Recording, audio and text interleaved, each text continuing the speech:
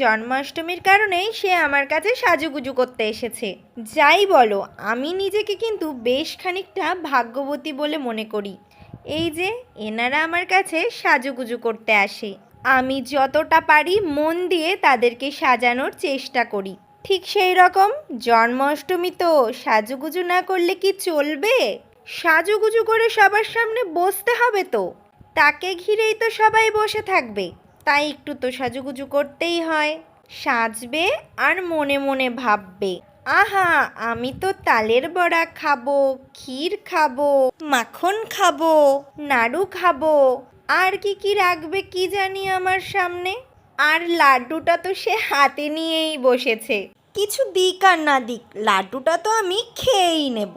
দাঁড়াও দাঁড়াও, একটু আলতা পরিয়ে দিই। গয়নাগাটি পরে গপুকে কেমন লাগছে বলো তো সবাই। সব শেষে হরে কৃষ্ণা।